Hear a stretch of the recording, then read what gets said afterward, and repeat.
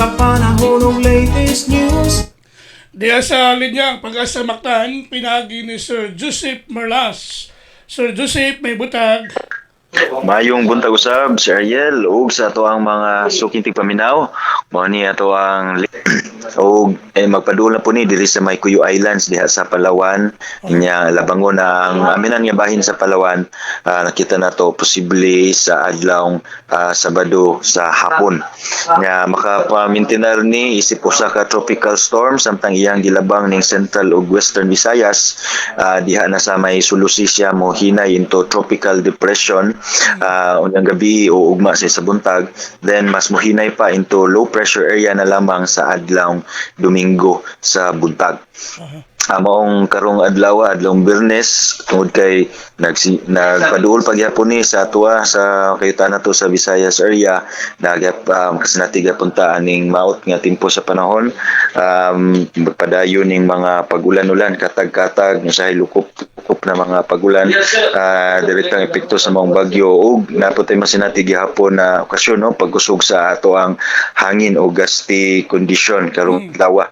O kini atong mga wind signals is magpabilin pa diri na nakaisa karong adlaw Biyernes. O aside po dani nakaisa usab ato ang gale warning ang mga pasabot no na tay masinati nga baluron o labing baluron na kahimtang sa ato ang kadagatan, tag-as nga possible wave heights around 2.8, pinakataas ning 4.5 metros ang itason sa ato ang mga pagbalod diri sa southern coast sa Negros Occidental, ingon man sa southern coast sa Negros Oriental, southern coast usab sa Cebu aning mga kabaybayunan sa Alcoy, Buluon, Oslob, Santander, ingon man tibuok Siquijor, southern coast sa Bohol, Panglao, Dawis, Tagbilaran City, Baclayon, Albuquerque, Luway, Lila, Dimiao, Valencia, Garcia Hernandez, Sagna, Duero, Gindulman, Anda, o ingon man diha sa may southern Leyte. So aside po ni Sir Ariel na po tay storm surge warning, mas mo saka atong level sa ato ang dagat, direktang epekto sa maong bagyo na madugangan pa no ang gitason nga 1 to 2 meters. So nakaisa usab ni sa tibuok kabaybayunan nato diri sa Central Visayas. So critical gyapon nato labi na karong adlaw tungod kay nagkaduol gyapon ni maong bagyo. Maong continuous monitoring ta sa ato mga issuances, ato mga heavy rainfall warnings nga in place o ingon man kitong sunod na mga bulletin nga gi-issue nato every 3 hours. O gyapon maminaw ta sa abiso sa ato ang mga LGUs o sa ato ang mga local DRRs. So ang sunod na to na bulletin issue karong alas 8 sa buntag. Ug matong latest yan diri sa buhatan sa Pag-asa Mactan, Visayas Diwiste, si Joseph Merlas. Maayong buntag. Sir Joseph, Yes sir. ang gibuga niya ani kining uwan o ang hangin?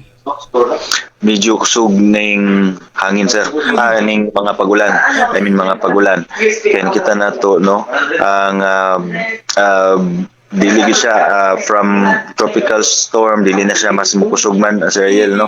Gani kita no posible mas mo anang pa siya hinay, well labi na kay nana siya nilabang na siya sa mga kayutaan na to diri sa Mindanao o diri sa Visayas area.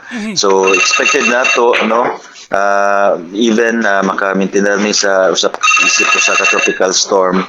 Nakita na to mga succeeding na mga forecast na to is magkanam siya kahinay.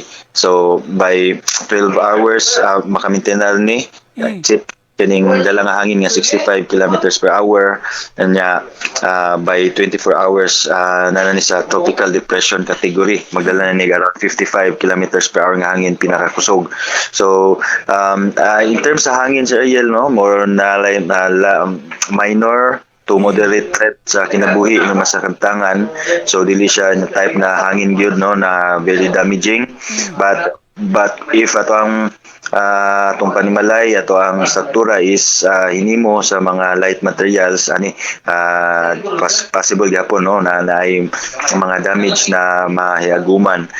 But ato ang bantayanan kining mga pagulan kay gani kagabi pa layo pa ang sentro sa mga bagyo diri sa tuwa wala na yundang ato ang mga pagulan do dili pa nga nakusog but nanatay mga na recorded no mga rainfall amounts nga nilapas na og 100 millimeters of rainfall diri sa Central Visayas area diri sa may natay rain gauge diha sa may Toledo area nilapas na og 100 millimeters of rainfall hinungdan sa Ariel no na nakaisa kita og red rainfall warning pasabot ni natay mga possible yun taas nga tsansa na mga numerous or widespread na mga flooding is possible especially ani mga bahaonon gud na mga areas or mga susceptible areas nakita pa susab nato na magpadayon pa ni karong adlaw atong utrohon no ang pinakaduol ning sentro sa mga bagyo diri sa Central Visayas is late morning ato na sa early afternoon so posible pa kay man ta no na ang dool sa sentro diha sad ng mga bunok kusog na mga pagulan so posible pa ning madugangan pa itong mga rainfall amounts gani base sa itong weather advisory sa Ariel is possible na to karong within 24 hours is diri sa Central Visayas posibleng na mabundak na even more than 200 millimeters of rainfall so dili ni kumpiyansa ning ani ka daghanon especially kani atong type sa mga pagulan is lukop-lukop no dili lang isolated cases lukop na mga pagulan hinungdan mas ato ang i-total ato mga nabundak na mga pagulan every square kilometer mas ubay-ubay gyud no ubay-ubay mo nang mas kita to mas daghan dili kumpiyansaan kining dala na mga pagulan kaysa sa dala nga hangin. So kuyaw ni sa landslide sa atong kabukiran. Yes, sakto sa dili kumpisaan especially kaning mga landslide prone areas so posible ni mga landslide gawas po daning mga pagbaha kaning landslide sab dili possible gihapon so makapa-saturate ni pakahumok na sa tuang yutaan hinungdan mudahili na so nakasinatin ang mga pagulan kagahapon unya karon expected pa na pay mga kusog nga possible na mga pagulan so mas dugang pa na peligro nga angay mas heightened alert continuous monitoring ta especially aning mga vulnerable areas gawas sa dani ani mga low-lying areas nato ani mga coastal areas duol sa kadagatan mga ubos gid ni siya nabahin natay gipagawas nga storm surge warning na 1 to 2 meters nga itaas pa sa level sa tuang tubig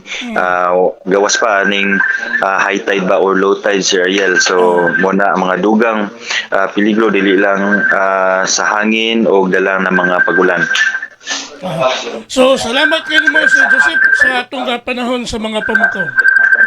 Kuhay sa pen sir maayong buntag o amping kanunay. Okay, good morning.